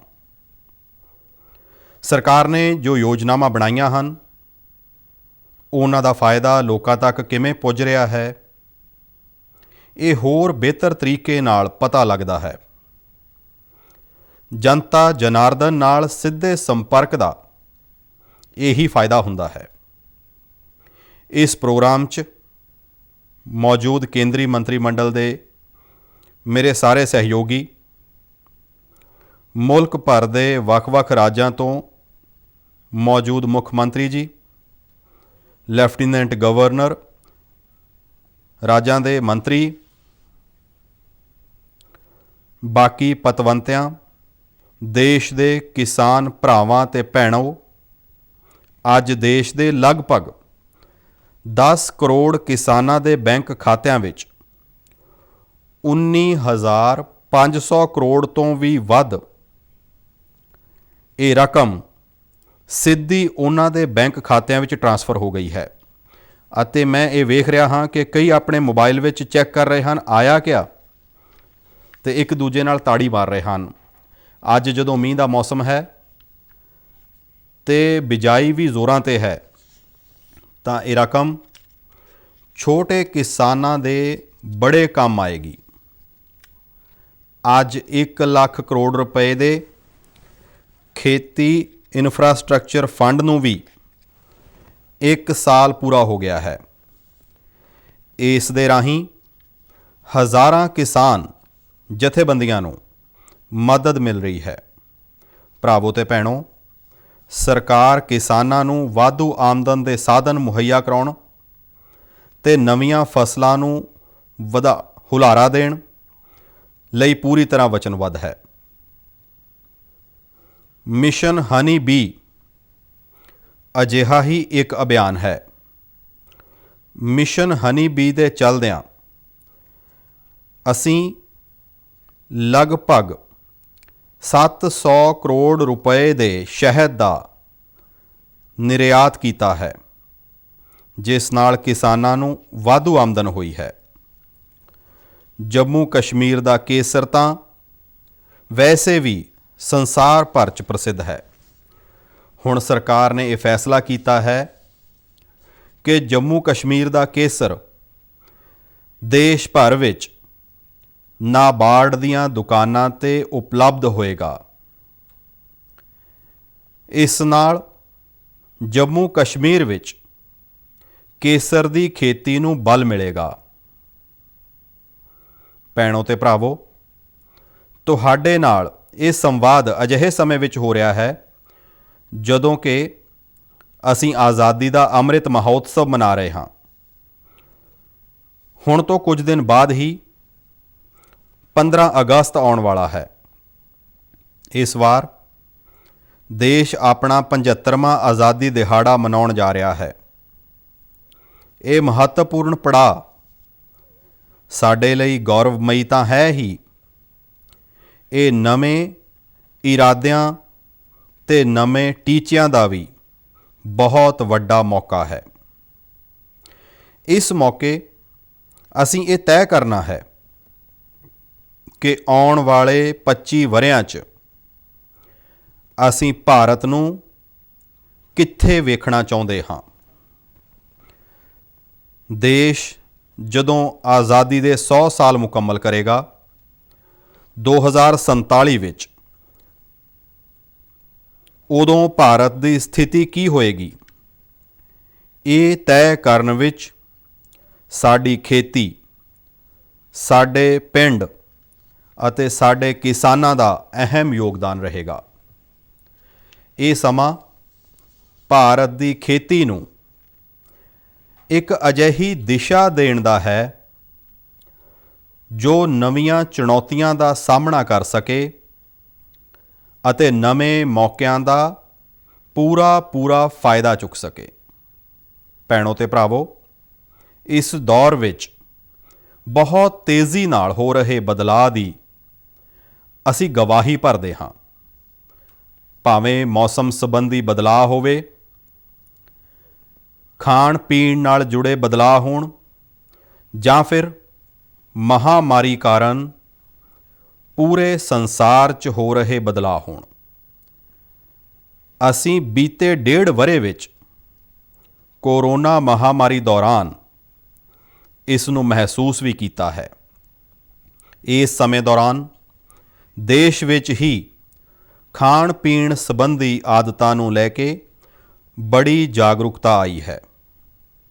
ਮੋਟੇ ਅਨਾਜ ਦੀ, ਸਬਜ਼ੀਆਂ ਤੇ ਫਲਾਂ ਦੀ, ਮਸਾਲਿਆਂ ਦੀ ਤੇ ਆਰਗੈਨਿਕ ਉਤਪਾਦਾਂ ਦੀ ਮੰਗ ਹੁਣ ਤੇਜ਼ੀ ਨਾਲ ਵਧ ਰਹੀ ਹੈ। ਇਸ ਲਈ ਭਾਰਤੀ ਖੇਤੀ ਉਸ ਨੂੰ ਵੀ ਬਦਲਦੀਆਂ ਲੋੜਾਂ ਤੇ ਬਦਲਦੀ ਮੰਗ ਮੁਤਾਬਕ ਬਦਲਣਾ ਪੈਣਾ ਹੀ ਹੈ ਤੇ ਮੈਨੂੰ ਹਮੇਸ਼ਾ ਤੋਂ ਯਕੀਨ ਹੈ ਕਿ ਸਾਡੇ ਦੇਸ਼ ਦੇ ਕਿਸਾਨ ਇਹਨਾਂ ਬਦਲਾਵਾਂ ਨੂੰ ਜ਼ਰੂਰ ਅਪਣਾਉਣਗੇ। ਦੋਸਤੋ, ਇਸ ਮਹਾਮਾਰੀ ਦੌਰਾਨ ਵੀ ਅਸੀਂ ਭਾਰਤ ਦੇ ਕਿਸਾਨਾਂ ਦੀ ਸਮਰੱਥਾ ਵੇਖੀ ਹੈ। ਰਿਕਾਰਡ ਉਤਪਾਦਨ ਦੌਰਾਨ ਸਰਕਾਰ ਨੇ ਵੀ ਕੋਸ਼ਿਸ਼ ਕੀਤੀ ਹੈ ਕਿ ਕਿਸਾਨਾਂ ਨੂੰ ਘੱਟ ਤੋਂ ਘੱਟ ਪਰੇਸ਼ਾਨੀ ਹੋਵੇ। ਸਰਕਾਰ ਨੇ ਖੇਤੀ ਅਤੇ ਇਸ ਨਾਲ ਜੁੜੇ ਹਰ ਖਿੱਤੇ ਨੂੰ ਬੀਜ, ਖਾਦ ਤੋਂ ਲੈ ਕੇ ਆਪਣੀ ਉਪਜ ਨੂੰ ਬਾਜ਼ਾਰ ਵਿੱਚ ਪਹੁੰਚਾਉਣ ਦੀ ਹਰ ਸੰਭਵ ਕੋਸ਼ਿਸ਼ ਕੀਤੀ ਹੈ। ਯੂਰੀਆ ਦੀ ਸਪਲਾਈ ਬੇਰੋਕ ਰੱਖੀ। DAP ਜਿਸ ਦਾ ਭਾਅ ਕੌਮਾਂਤਰੀ ਬਾਜ਼ਾਰ ਵਿੱਚ ਕੋਰੋਨਾ ਦੇ ਚਲਦਿਆਂ ਕਈ ਗੁਣਾ ਵੱਧ ਗਏ, ਉਸ ਦਾ ਬੋਝ ਵੀ ਸਾਡੀ ਸਰਕਾਰ ਨੇ ਕਿਸਾਨਾਂ ਤੇ ਨਹੀਂ ਪੈਣ ਦਿੱਤਾ। ਸਰਕਾਰ ਨੇ ਤੁਰੰਤ ਇਸ ਲਈ 12,000 ਕਰੋੜ ਰੁਪਏ ਦਾ ਪ੍ਰਬੰਧ ਕੀਤਾ। ਸਾਥੀਓ, ਸਰਕਾਰ ਨੇ ਖਰੀਫ ਹੋਵੇ ਜਾਂ ਰਵੀ ਸੀਜ਼ਨ, ਕਿਸਾਨਾਂ ਤੋਂ ਹੁਣ ਦੀ ਸਭ ਤੋਂ ਵੱਧ ਖਰੀਦ ਕੀਤੀ ਹੈ। ਇਸ ਨਾਲ ਝੋਨੇ ਦੇ ਖੇਤਾਂ ਵਾਲੇ ਕਿਸਾਨਾਂ ਦੇ ਖਾਤੇ 'ਚ ਲਗਭਗ 1,70,000 ਕਰੋੜ ਰੁਪਏ ਤੇ ਕਣਕ ਦੇ ਖੇਤਾਂ ਵਾਲੇ ਕਿਸਾਨਾਂ ਦੇ ਖਾਤੇ 'ਚ ਲਗਭਗ 85,000 ਕਰੋੜ ਰੁਪਏ ਸਿੱਧੇ ਟ੍ਰਾਂਸਫਰ ਕੀਤੇ। ਸਰਕਾਰ ਤੇ ਕਿਸਾਨ ਦੀ ਇਸੇ ਸਾਂਝੇਦਾਰੀ ਕਾਰਨ ਅੱਜ ਭਾਰਤ ਦੇ ਅਨਾਜ ਭੰਡਾਰ ਭਰੇ ਪਏ ਹਨ। ਪਰ ਸਾਥੀਓ, ਅਸੀਂ ਵੇਖਿਆ ਹੈ ਕਿ ਸਿਰਫ ਕਣਕ, ਚੌਲ ਅਤੇ ਖੰਡ ਵਿੱਚ ਹੀ ਆਤਮ ਨਿਰਭਰਤਾ ਕਾਫੀ ਨਹੀਂ ਹੈ, ਬਲਕਿ ਦਾਲ ਅਤੇ ਤੇਲ ਵਿੱਚ ਵੀ ਆਤਮ ਨਿਰਭਰਤਾ ਬਹੁਤ ਜ਼ਰੂਰੀ ਹੈ। ਭਾਰਤ ਦੇ ਕਿਸਾਨ ਇਹ ਕਰਕੇ ਵਿਖਾ ਸਕਦੇ ਹਨ। ਮੈਨੂੰ ਯਾਦ ਹੈ ਕਿ ਕੁਝ ਸਾਲ ਪਹਿਲਾਂ ਜਦੋਂ ਦੇਸ਼ ਵਿੱਚ ਦਾਲਾਂ ਦੀ ਕਮੀ ਹੋ ਗਈ ਸੀ ਤਾਂ ਮੈਂ ਦੇਸ਼ ਦੇ ਕਿਸਾਨਾਂ ਨੂੰ ਦਾਲਾਂ ਦਾ ਉਤਪਾਦਨ ਵਧਾਉਣ ਦੀ ਬੇਨਤੀ ਕੀਤੀ ਸੀ। ਮੇਰੀ ਉਸ ਬੇਨਤੀ ਨੂੰ ਦੇਸ਼ ਦੇ ਕਿਸਾਨਾਂ ਨੇ ਮਨਜ਼ੂਰ ਕੀਤਾ। ਸਿੱਟਾ ਇਹ ਨਿਕਲਿਆ ਕਿ ਬੀਤੇ 6 ਸਾਲਾਂ ਵਿੱਚ ਦੇਸ਼ ਵਿੱਚ ਦਾਲਾਂ ਦੇ ਉਤਪਾਦਨ ਵਿੱਚ ਲਗਭਗ 50% ਵਾਧਾ ਹੋਇਆ ਹੈ। ਜੋ ਕੰਮ ਅਸੀਂ ਦਾਲਾਂ 'ਚ ਕੀਤਾ, ਬੀਤੇ ਸਮੇਂ 'ਚ ਕਣਕ, ਝੋਨੇ ਨੂੰ ਲੈ ਕੇ ਕੀਤਾ। ਹੁਣ ਅਸੀਂ ਉਹੀ ਸੰਕਲਪ ਖਾਣ ਵਾਲੇ ਤੇਲ ਦੇ ਸੰਦਰਭ ਵਿੱਚ ਵੀ ਲੈਣਾ ਹੈ। ਇਹ ਖਾਣ ਵਾਲੇ ਤੇਲਾਂ 'ਚ ਸਾਡਾ ਦੇਸ਼ ਆਤਮ ਨਿਰਭਰ ਹੋਵੇ, ਇਸ ਲਈ ਅਸੀਂ ਤੇਜ਼ੀ ਨਾਲ ਕੰਮ ਕਰਨਾ ਹੈ। ਭਰਾਵੋ ਤੇ ਭੈਣੋ, ਖਾਣ ਵਾਲੇ ਤੇਲ 'ਚ ਆਤਮ ਨਿਰਭਰਤਾ ਲਈ ਹੁਣ ਰਾਸ਼ਟਰੀ ਖਾਦ ਤੇਲ ਮਿਸ਼ਨ ਆਇਲ ਪਾਮ ਦਾ ਸੰਕਲਪ ਲਿਆ ਗਿਆ ਹੈ। ਅੱਜ ਦੇਸ਼ ਭਾਰਤ ਛੱਡੋ ਅੰਦੋਲਨ ਨੂੰ ਯਾਦ ਕਰ ਰਿਹਾ ਹੈ। ਇਸ ਇਤਿਹਾਸਕ ਦਿਨ ਨੂੰ ਇਹ ਸੰਕਲਪ ਸਾਨੂੰ ਨਵੀਂ ਊਰਜਾ ਨਾਲ ਭਰ ਦਿੰਦਾ ਹੈ। ਇਸ ਮਿਸ਼ਨ ਦੇ ਮਾਧਿਅਮ ਰਾਹੀਂ ਖਾਣ ਵਾਲੇ ਤੇਲ ਨਾਲ ਜੁੜੇ ਈਕੋਸਿਸਟਮ ਤੇ 11,000 ਕਰੋੜ ਤੋਂ ਵੱਧ ਦਾ ਨਿਵੇਸ਼ ਕੀਤਾ ਜਾਵੇਗਾ। ਸਰਕਾਰ ਇਹ ਤੈਅ ਕਰੇਗੀ ਕਿ ਕਿਸਾਨਾਂ ਨੂੰ ਉੱਤਮ ਬੀਜ ਤੋਂ ਲੈ ਕੇ ਟੈਕਨੋਲੋਜੀ ਤੇ ਉਸ ਦੀ ਹਰ ਸੁਵਿਧਾ ਮਿਲੇ। ਇਸ ਮਿਸ਼ਨ ਦੇ ਤਹਿਤ ਆਇਲ ਪਾਮ ਦੀ ਖੇਤੀ ਨੂੰ ਬਲ ਦੇਣ ਦੇ ਨਾਲ ਹੀ ਸਾਡੀਆਂ ਜੋ ਹੋਰ ਰਵਾਇਤੀ ਤੇਲ ਫਸਲਾਂ ਨੇ ਉਸ ਦੀ ਖੇਤੀ ਨੂੰ ਵੀ ਵਿਸਥਾਰ ਦਿੱਤਾ ਜਾਣਾ ਹੈ। ਸਾਥੀਓ, ਅੱਜ ਭਾਰਤ ਖੇਤੀ ਨਿਰਯਾਤ ਦੇ ਮਾਮਲੇ ਵਿੱਚ ਪਹਿਲੀ ਵਾਰ ਦੁਨੀਆ ਦੇ ਟੌਪ 10 ਦੇਸ਼ਾਂ ਵਿੱਚ ਪੁੱਜਿਆ, ਪਹਿਲੇ 10 ਦੇਸ਼ਾਂ ਵਿੱਚ ਪਹੁੰਚਿਆ। ਕੋਰੋਨਾ ਕਾਲ ਵਿੱਚ ਹੀ ਦੇਸ਼ ਨੇ ਖੇਤੀ ਨਿਰਯਾਤ ਦੇ ਨਵੇਂ ਰਿਕਾਰਡ ਬਣਾਏ।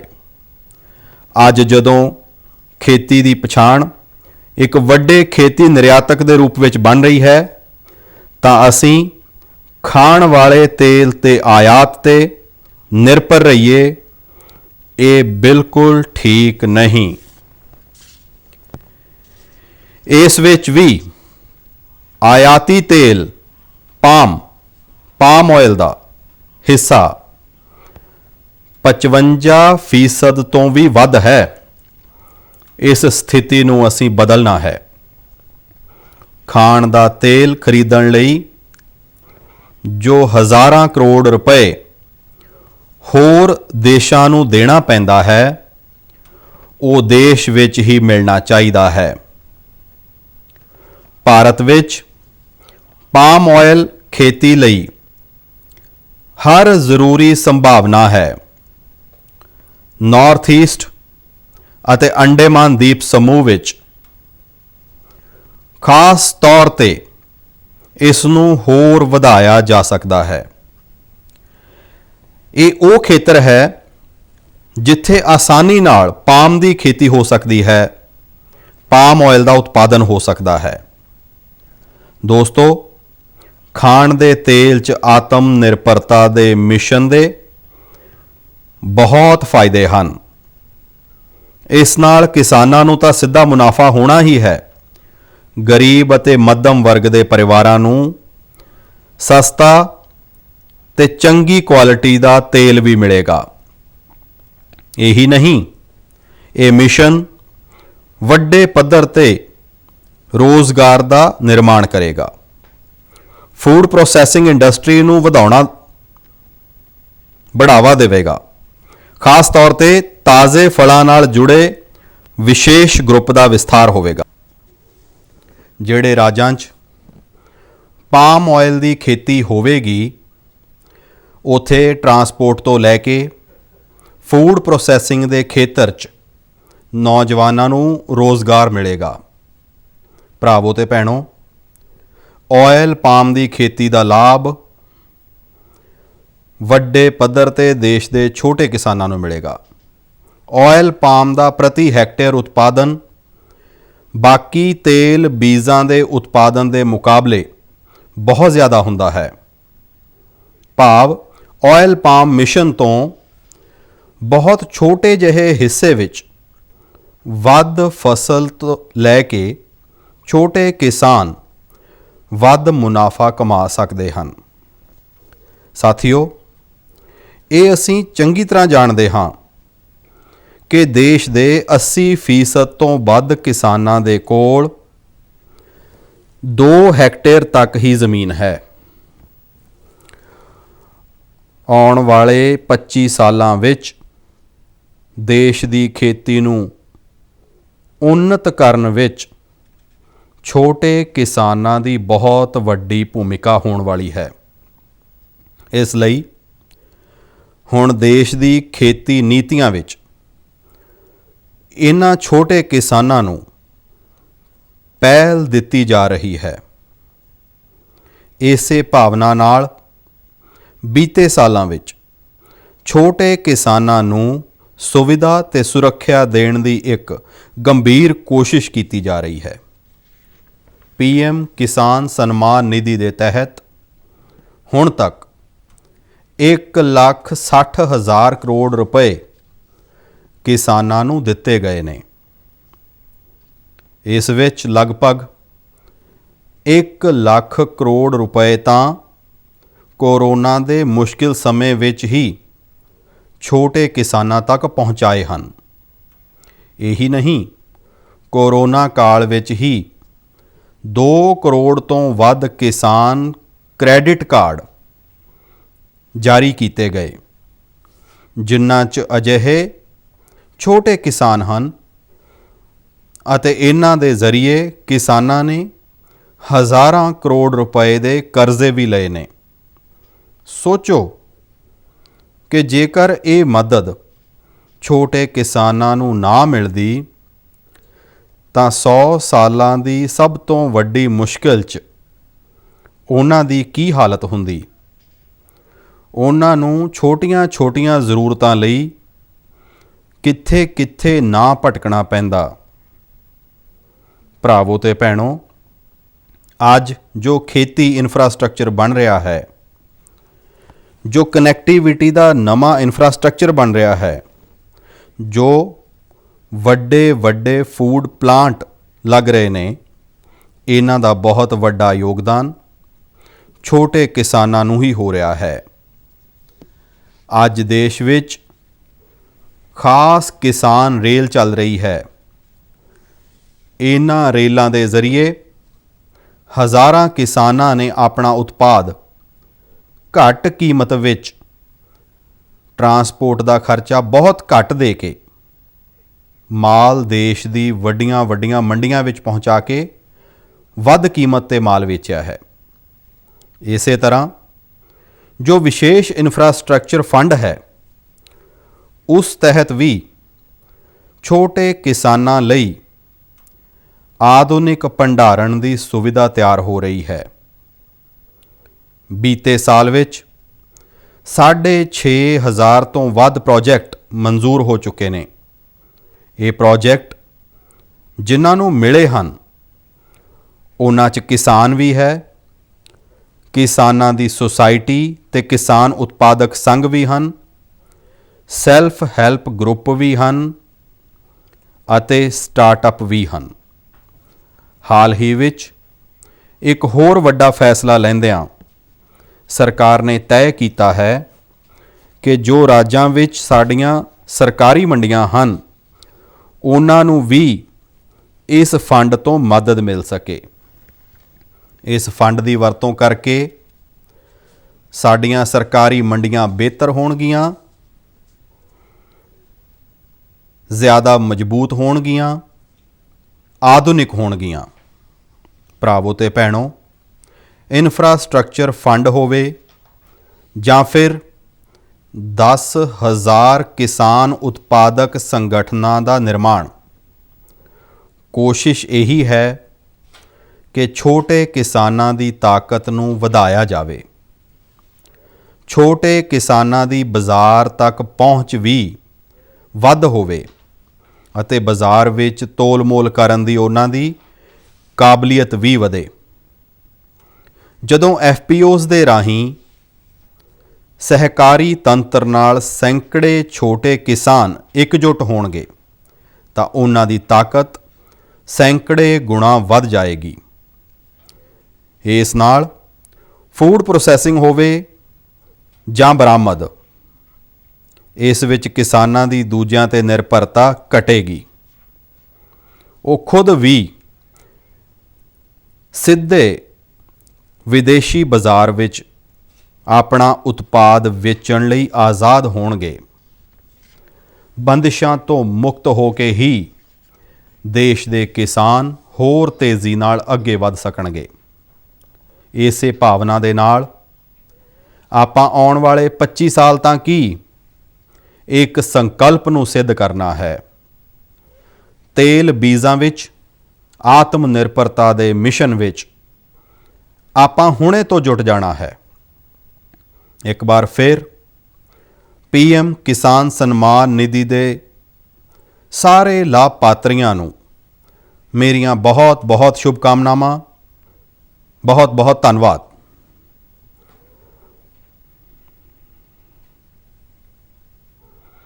ਮਾਣਯੋਗ ਪ੍ਰਧਾਨ ਮੰਤਰੀ ਜੀ ਦਾ ਬਹੁਤ ਬਹੁਤ ਧੰਨਵਾਦ। ਪ੍ਰੋਗਰਾਮ ਦੇ ਅਖੀਰ ਵਿੱਚ ਅਸੀਂ ਮਾਣਯੋਗ ਪ੍ਰਧਾਨ ਮੰਤਰੀ ਜੀ, ਕੇਂਦਰੀ ਖੇਤੀਬਾੜੀ ਮੰਤਰੀ, ਹਾਜ਼ਰ ਮੰਤਰੀ ਸਾਹਿਬਾਨ, ਕੇਂਦਰੀ ਤੇ ਸੂਬਿਆਂ ਦੇ ਮੰਤਰੀ ਸਾਹਿਬਾਨ ਨੂੰ ਧੰਨਵਾਦ ਪੇਸ਼ ਕਰਦੇ ਹਾਂ, ਜਿਨ੍ਹਾਂ ਨੇ ਇਸ ਪ੍ਰੋਗਰਾਮ ਦੀ ਸ਼ਾਨ ਵਧਾਈ। ਮੈਂ ਇਸ ਪ੍ਰੋਗਰਾਮ ਵਿੱਚ ਹਾਜ਼ਰ ਸਾਰੇ ਪਤਵੰਤਿਆਂ ਦਾ, ਕਿਸਾਨ ਭਰਾ ਭੈਣਾਂ ਦਾ ਵੀ ਧੰਨਵਾਦ ਕਰਦਾ ਹਾਂ। ਸਾਰਿਆਂ ਨੂੰ ਨਮਸਕਾਰ। ਜੈ ਹਿੰਦ।